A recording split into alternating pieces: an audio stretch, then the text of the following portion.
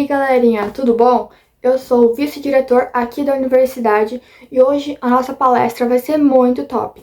Ela vai ser sobre o sistema nervoso, né? Como a gente conseguiu ver ali na nossa capa do vídeo. É Tô Nervoso o título, né? Bem legal. E hoje eu trouxe duas convidadas muito especiais. Elas são especialistas no assunto, mas para ajudar elas um pouquinho, né? Vamos entender o que é esse sistema nervoso, galera? Então, vamos ler junto aqui. Bom, o sistema nervoso, ele é o responsável por controlar e coordenar as atividades do corpo, como a respiração, os batimentos cardíacos e também a digestão, né? O nosso intestino. Ele permite que a gente perceba e interaja com o mundo ao nosso redor, né? A gente usa o nosso corpo para interagir, bem legal. E ele também é formado por vários órgãos, que tem como função captar os estímulos do ambiente, né, galera? Interpretar isso e elaborar respostas específicas para que a gente consiga responder tudo corretamente, né? Não dar um piripaque ali. Sejam elas, né, reações voluntárias ou involuntárias.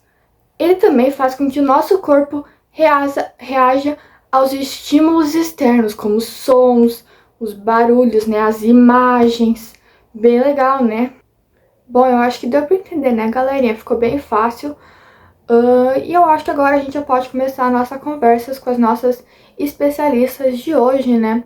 A gente tá aqui com ela já na nossa frente. E a primeira pergunta que eu quero fazer pra vocês, meninas.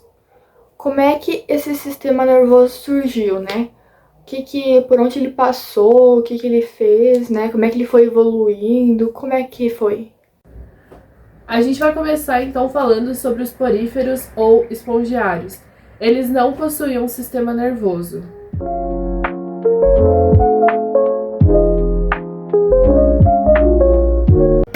A gente também tem depois os selenterados, que eles são exclusivamente aquáticos.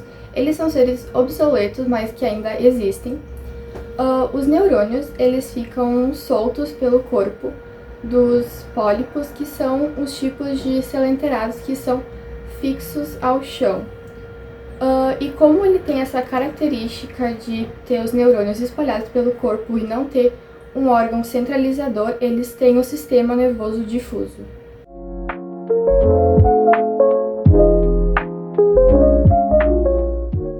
Agora a gente vai falar então sobre os vermes plateumintos.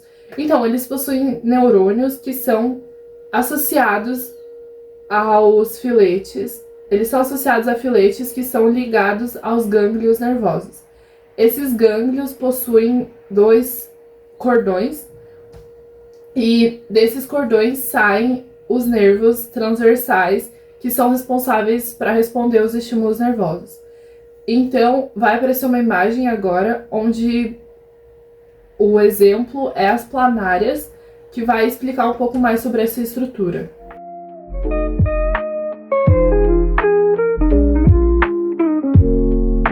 Bom, como a gente pode ver, né, o sistema nervoso dos plateumintos, ele é relativamente simples, mas ele permite uma eficiente coordenação e resposta aos estímulos. E por cada gânglio conter um grande número de neurônios, o sistema nervoso dos plateumintos é conhecido como sistema nervoso ganglionar.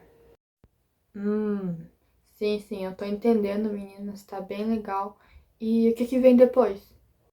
Bom, depois dos plateumintos, a gente tem os anelídeos, que a gente tem como exemplo a minhoca. Eles também têm o sistema nervoso ganglionar, só que ele começa a se aperfeiçoar. Então agora a gente tem a entrada dos chamados glândulos cerebroides, que é como uma espécie de cérebro primitivo. Esse cérebro primitivo é quem comanda os demais gânglios. A partir dos glândulos cerebroides surgem os glândulos periesofágicos, né, que ficam embaixo do corpo da minhoca. E esses glândulos periesofágicos se relacionam com uma dupla cadeia nervosa ganglionar ventral. Ao longo dessa cadeia, há um par de glândulos para cada segmento corporal, como os glândulos subfaringianos e glândulos segmentares, por exemplo. Esses glândulos periesofágicos, eles possuem uma grande autonomia sobre a parte do corpo que eles se apresentam. Então, por exemplo, uma minhoca, ela continua viva se cortada ao meio porque Esses glândulos estão dispostos ao longo do corpo inteiro. Então, se tu corta a minhoca no meio, fica os glândulos nervosos para lá e alguns para cá. Então, eles ainda continuam respondendo. Sim, meninas. Bom, pelos meus conhecimentos, né, que eu adquiri na escola, pelo que eu entendi, vocês falaram sobre os invertebrados, essas coisas assim, né? Mas então como é que funcionaria com os vertebrados, né? Vocês podem falar um pouquinho sobre isso pra gente entender? Sim, a gente pode falar um pouco sobre os vertebrados. Já vou dar a entrada de que eles são bem diferentes, mas vamos lá, vamos explicar. Eu vou começar falando então sobre os peixes, que possuem o sistema central simples, onde o encéfalo é dividido em 5 partes básicas. Começando então pelo bulbo e o cerebelo. Eles são assim as partes fundamentais do encéfalo do peixe e eles são responsáveis pelo reflexo e o equilíbrio. Aí então tem o telencéfalo do peixe, que ele é pequeno e ele atua principalmente no olfato dos peixes. Aí então segue imagem da estrutura, onde mostra um pouquinho de cada divisão do encéfalo.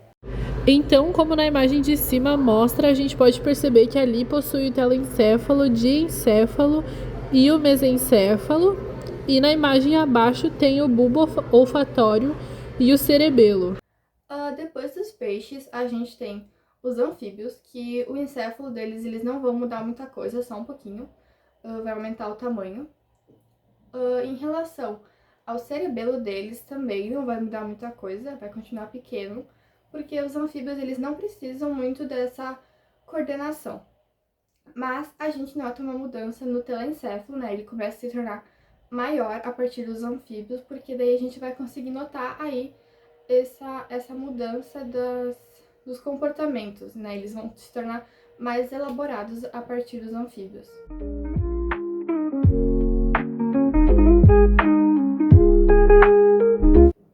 Agora eu vou falar um pouco sobre os répteis, que eles possuem um telencéfalo mais desenvolvido, onde surgem os hemisférios cerebrais que possuem funções mais complexas. Eles também possuem a presença do corpo estriado, que é relacionado ao comportamento instintivo dos répteis. O cerebelo é maior do que dos anfíbios, o que auxilia na locomoção terrestre.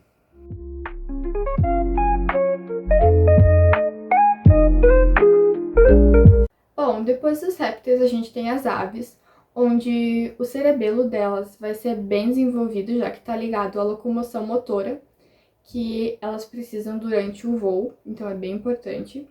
O telencéfalo também é grande, principalmente a parte do corpo estriado, né, já que está ligado ao aprendizado e os comportamentos das aves. Só que o córtex, ele não é tão desenvolvido quanto o dos mamíferos.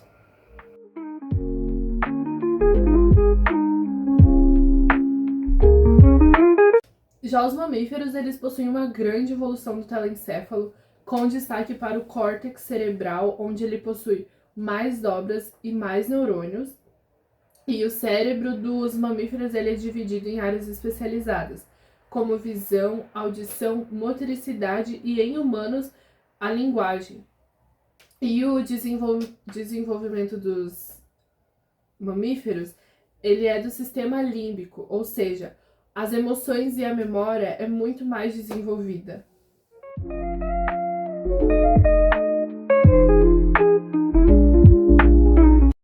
Bom, então, né, por último, a gente tem os seres humanos, que tem o neocórtex. E essa parte, ele é altamente desenvolvido. Então, aqui a gente engloba o raciocínio, a criatividade, a linguagem e a consciência. Também o sistema nervoso dos seres humanos, ele é extremamente especializado, então ele tem uma alta plasticidade neural. E essa plasticidade neural, ela é a capacidade de integrar estímulos sensoriais com a memória, com emoções e com o comportamento social, né, de forma complexa.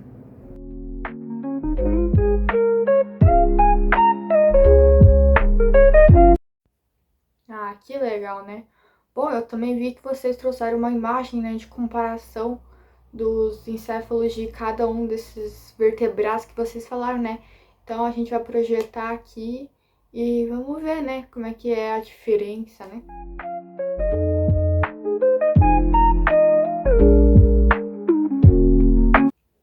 Então tá joia, né, galera? Bom, então agora eu vou pedir que vocês vão para outra salinha, né, que estão os nossos estudantes aguardando vocês para terem uma conversinha bem legal, bem leve. E a gente vai se ver então só no final da palestra, porque eu não vou conseguir estar presente, né, infelizmente, mas eu espero que vocês duas aproveitem a conversa com os universitários, tá bom, galera? Bom, a gente precisou mudar de sala, como vocês podem ver, porque agora a gente vai ter uma conversa mais direta com os nossos universitários. Isso mesmo, né? Como a gente vai poder ver aqui, a galera bem animada.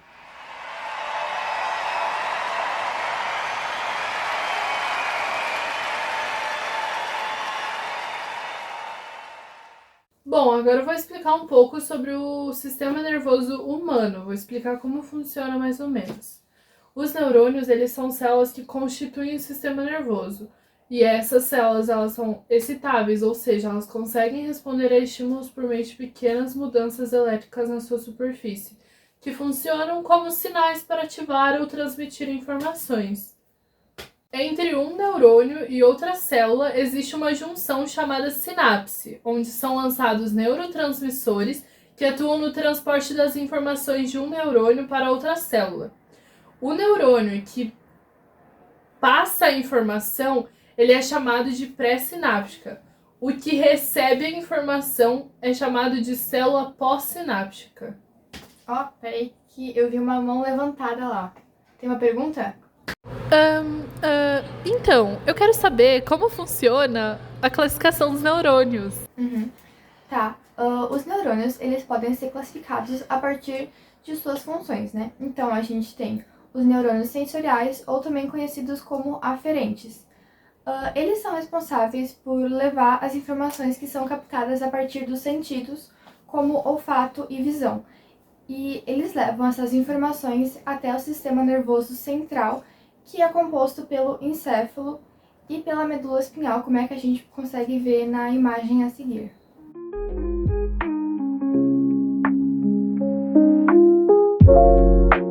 A gente também tem os neurônios conhecidos como motores ou eferentes, que eles são neurônios que transmitem os impulsos nervosos do sistema central para músculos e glândulas, né? Então, ele controla a contração muscular e outras funções que são executadas por esses órgãos, né? E eles têm como funções, por exemplo, correr, andar, pular e essas coisas. Eles conseguem fazer isso através do sistema nervoso periférico, que está localizado onde? Na periferia do corpo, né? E ele é formado por nervos, pelos glândulos e por terminações nervosas, né? Como a gente vai ver na figura a seguir.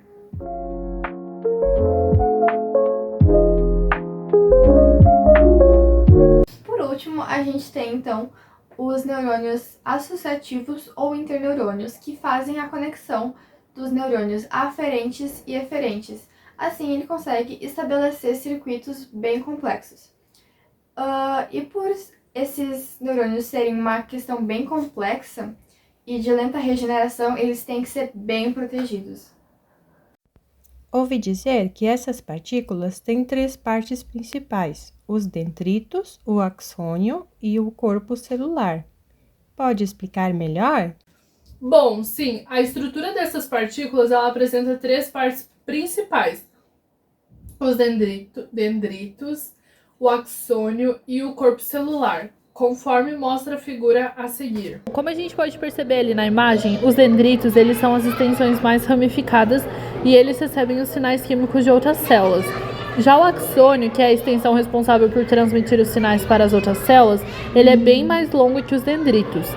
E, em alguns neurônios, há a presença da bainha de mielina no axônio, que serve como isolante elétrico, aumentando a velocidade dos impulsos nervosos, já que a polarização, que é o que ajuda o impulso nervoso, só precisa ser feita nos nódulos de Ranvier, parte não recoberta pelas bainhas de mielina.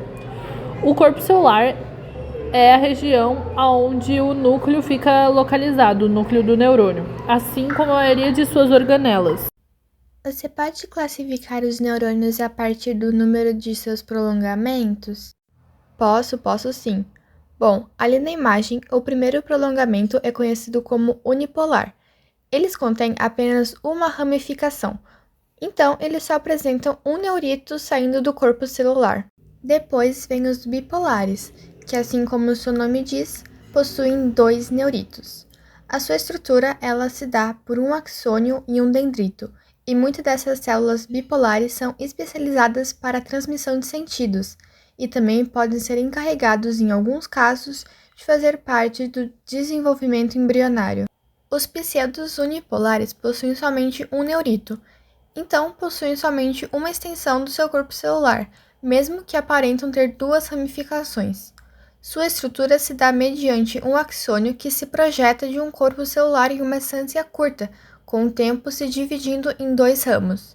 O axônio é encarregado de desempenhar as funções de receber e transmitir sinais, e o ramo periférico se estende do corpo celular aos órgãos. Por último, a gente tem o multipolar, que possui somente um axônio, porém tem diversos dendritos, que são geralmente dispersos em vários ramos, assim sendo possível a interação com uma abundância de sinais que vêm de outros neurônios, onde isso é chamado de neuritos, que são encontrados normalmente em órgãos, assim como o unipolar.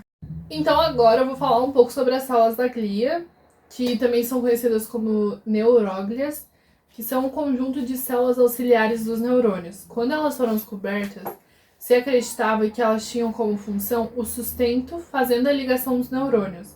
Por isso elas receberam o nome glia, que, vindo do grego, significa cola.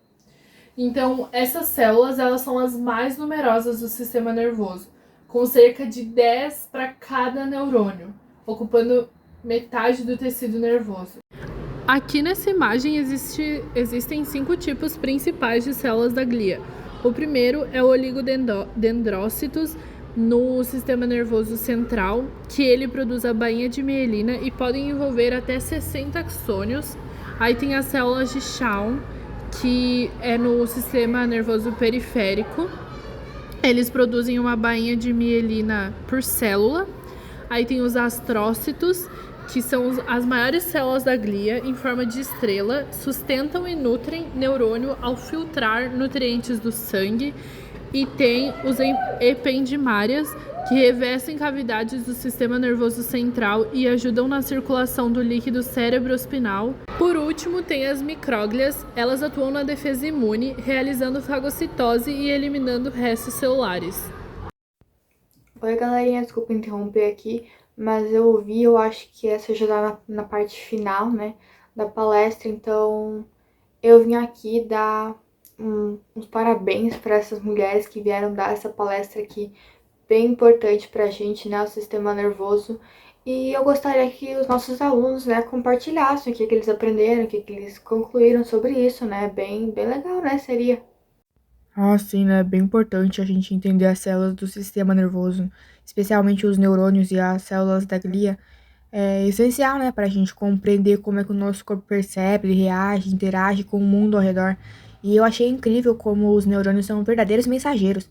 Eles captam estímulos, processam informações e transmitem sinais que vão desde simples reflexos até os pensamentos e emoções complexos, né? É bem louco. O que eu achei mais interessante foi as células da glia. Não sabia que elas serviam para tanta coisa, como nutrir, proteger e sustentar os neurônios. Sem elas, os neurônios nem funcionariam direito. A colaboração entre neurônios e glia é o que mantém o sistema nervoso saudável e em pleno funcionamento, possibilitando desde batimentos cardíacos automáticos até a formação de memórias e sentimentos.